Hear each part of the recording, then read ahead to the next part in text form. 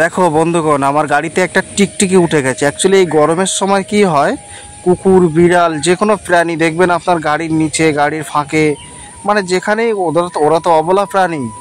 ওরা কিন্তু সুযোগ পেলেই সেখানে একটু বিশ্রাম করার জন্য চলে যায়।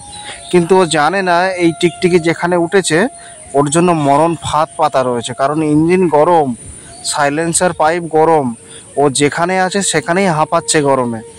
আর সকাল থেকে অলরেডি 150 কিলোমিটার গাড়ি চলে গেছে। একটু গাছের ছায়ায় দাঁড়িয়েছি, তারপরে দেখলাম যে ও আমার গাড়ির ভেতরে ঢুকে আছে। তো আমি মানুষ হিসাবে চেষ্টা করব একটা অবলা প্রাণীকে বাঁচানোর। তো আমি যথারীতি চেষ্টা করছি, কারণ এই দিক থেকে না ঘা দিলে ও যদি পেছন দিকে হটে যায় তো ঠিক আছে, যদি সামনে আসে তাহলে কিন্তু ওর অবস্থা খুবই খারাপ। হয়তো সাইলেন্সার পাইপে লাগলেও স্পট ডেট হয়ে যাবে।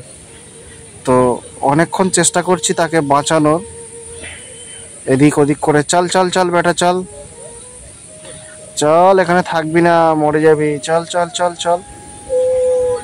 তো অনেকক্ষণ চেষ্টার পরে অবশেষে একটু পিছু হটলো, এখনো আটকে আছে। চলো চলো চলো চলো চলো, ব্যাস মনে হচ্ছে এবার নিচে নেমে গেছে। তো দেখুন, এই রকম পরিস্থিতি হলে তাকে যদি চোখে দেখেন অবশ্যই বাঁচাবেন। কোথায় গেল সে? এই তো, চলো চলো চলো, তুমি তোমার বাসস্থানে যাও, চলো, তোমার জায়গা এখানে নয়। যতক্ষণ জঙ্গলে না ঢুকছো আমার মন শান্তি হচ্ছে না। চলো চলো চলো, ব্যাস বন্ধুগণ, ও তো বেঁচে গেল। Good bye. এই যে দেখুন, ও বেঁচে গেল। Tata, bye bye.